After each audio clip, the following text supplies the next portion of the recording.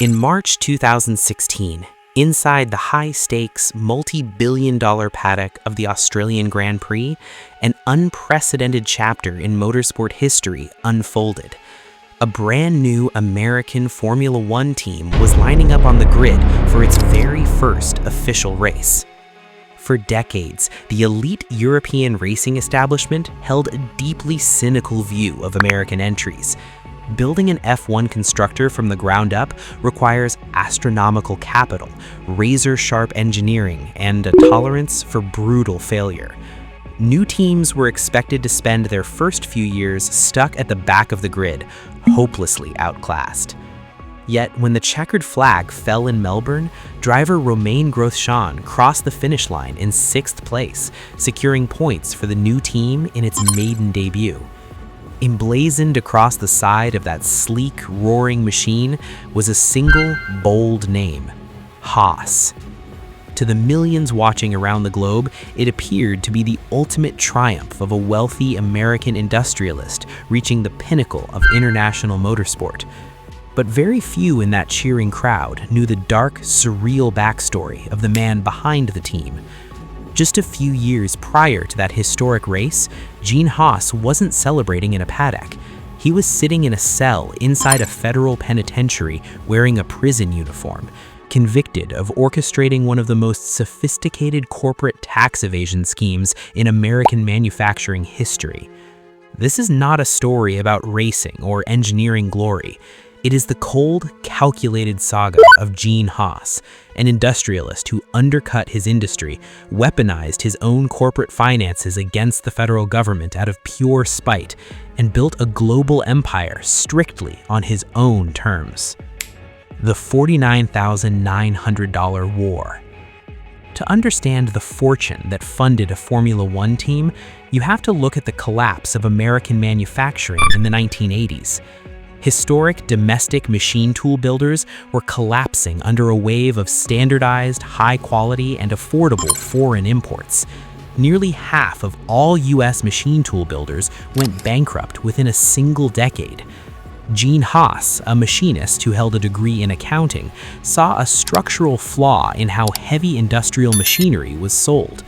In 1988, at the International Manufacturing Technology Show in Chicago, Haas introduced the VF1, an American-made, computer-controlled vertical machining center.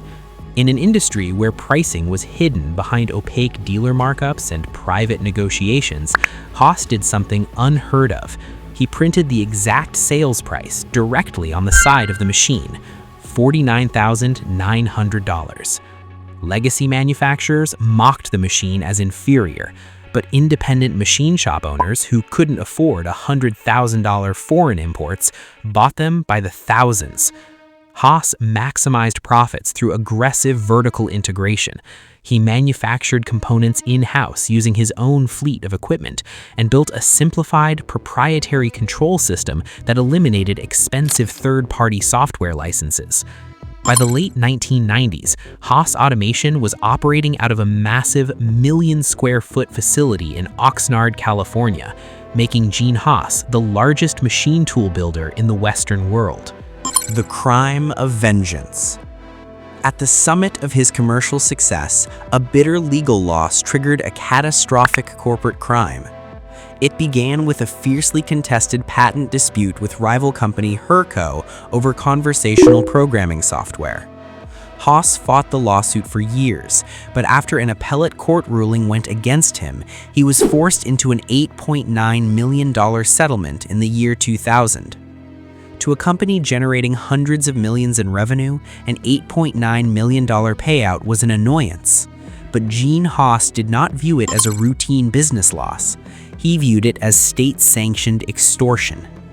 Enraged by the judicial outcome, Haas resolved to recoup his $8.9 million, not from his rival, but directly from the United States government, by refusing to pay corporate income taxes. Beginning in late 2000, Haas assembled a small inner circle to execute a systematic tax evasion scheme. Step 1. Haas Automation generated tens of millions of dollars of fake invoices for equipment and raw materials that were never purchased. Step 2. Company checks were written to shell companies controlled by co-conspirators in Nevada and California.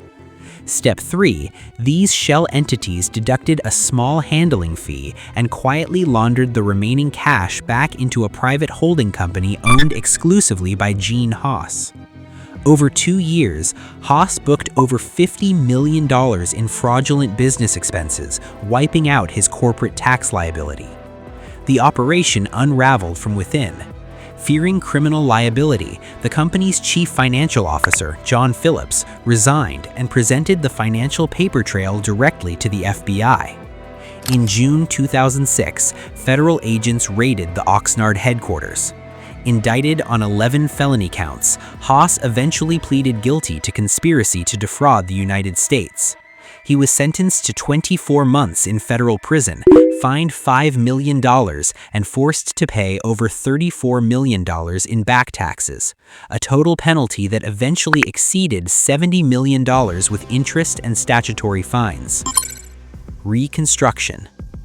In January 2008, Haas reported to the federal prison facility in Lompoc, California. He served 16 months before his release in mid-2009. Unlike typical executives who face permanent exile after a felony conviction, Haas walked straight back into his executive suite at Haas Automation. His company had maintained market dominance throughout his incarceration. The factories had never stopped running. With his manufacturing base secure, Haas redirected his cash flow directly into global sport. He co-founded Stewart Haas Racing in NASCAR, securing Cup Series championships in 2011 and 2014. Then, in 2014, he established the Haas F1 team, becoming the first American-licensed Formula One constructor on the grid in 30 years. Simultaneously, the industrial empire expanded, scaling towards a massive 2.4 million square foot mega factory in Henderson, Nevada, to supply global manufacturing demand. Gene Haas remains a deeply polarizing figure in modern industrial history. He is a convicted felon who allowed a personal vendetta against a legal ruling to drive a $50 million federal fraud conspiracy. At the same time, he is the executive who systematically undercut foreign competition and sustained the last major machine tool manufacturing enterprise in the Western Hemisphere. Today, thousands of industrial facilities worldwide operate under the power of CNC machinery bearing his name on the chassis. Gene Haas challenged his industry, challenged the federal government, and proved that in high-stakes corporate manufacturing, capital and leverage often outlast structural disgrace. If you found this analytical breakdown valuable, subscribe to Framework Prime for more deep dives into complex industrial history. Was Gene Haas a pragmatic industrial disruptor or a mogul who simply operated above the law? Leave your assessment in the comments below. Thank you for watching.